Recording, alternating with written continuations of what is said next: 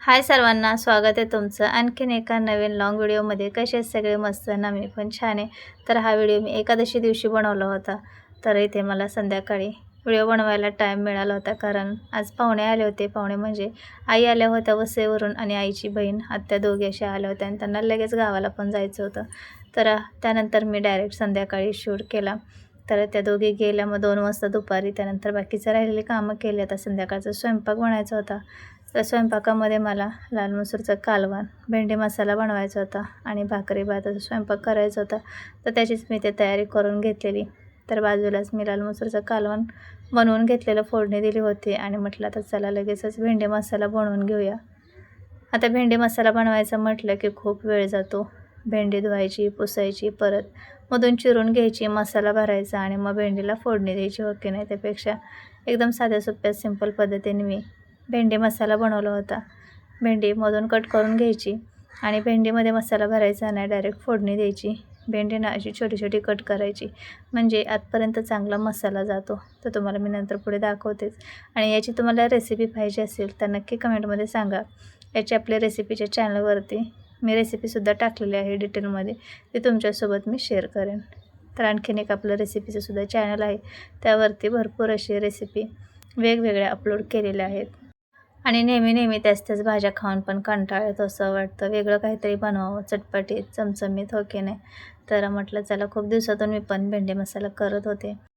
आणि तसं तर भेंडीची भाजी जास्त करून कोणाला आवडत नाही, पण अशी जर भेंडी मसाला बनवला तर सगळ्यांना आवडेल. तर आम्ही सिक्रेट मसाला बनवून घेतला आहे.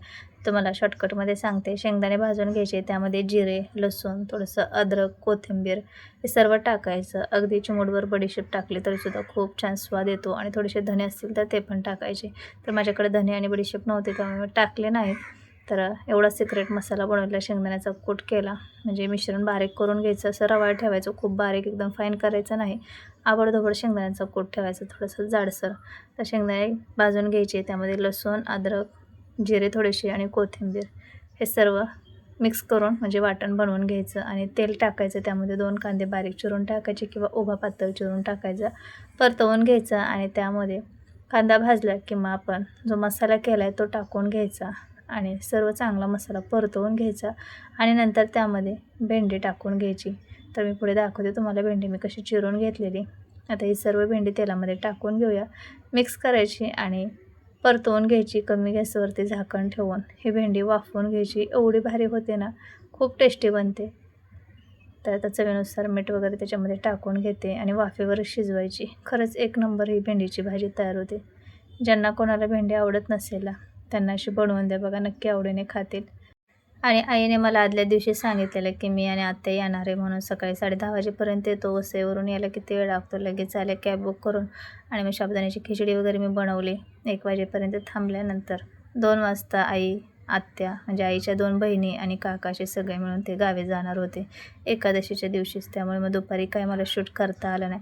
आणि पाहुणे वगैरे आले की मग व्हिडिओ वगैरे बनवता येत नाही. आता कोणाला आवडतं, कोणाला नाही आवडत, त्यामुळे मी कोणाला काही जास्त व्हिडिओमध्ये घेत नाही आणि माहिती पण नाही त्यांना की मी हे व्हिडिओ वगैरे बनवते मी, कारण जास्त कोणाला सांगितलंच नाही.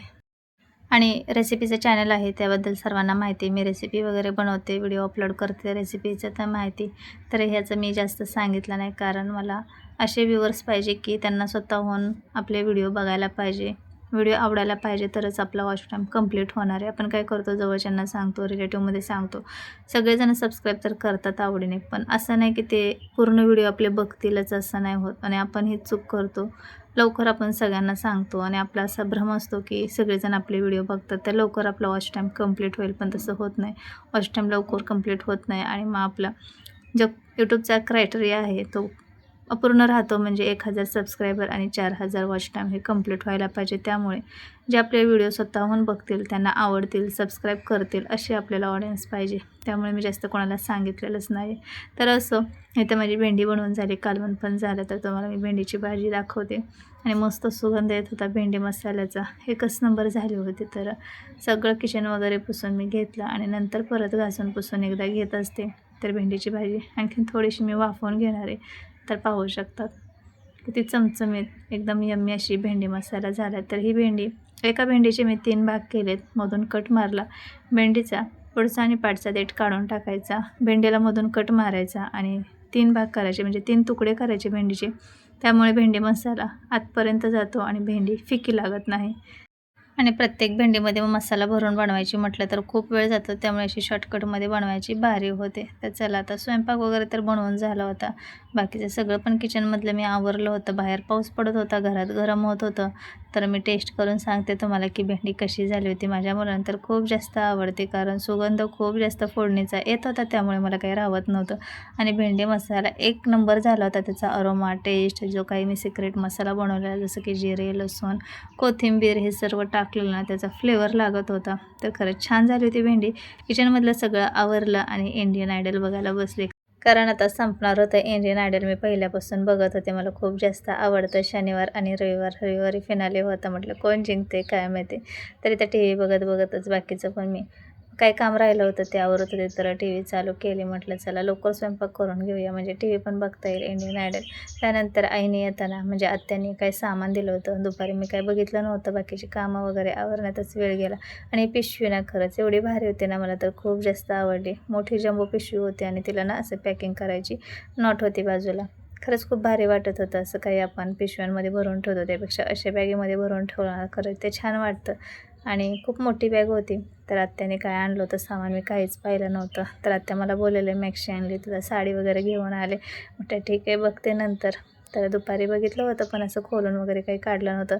तर माझी नंद आले होते, तर त्यांनी काढलं होतं तेव्हाच मी बघितलेलं, पण असं हातात घेऊन वगैरे काही बघितलं नव्हतं. कामाच्या घाई गडबडीत असंच पाहिलेलं.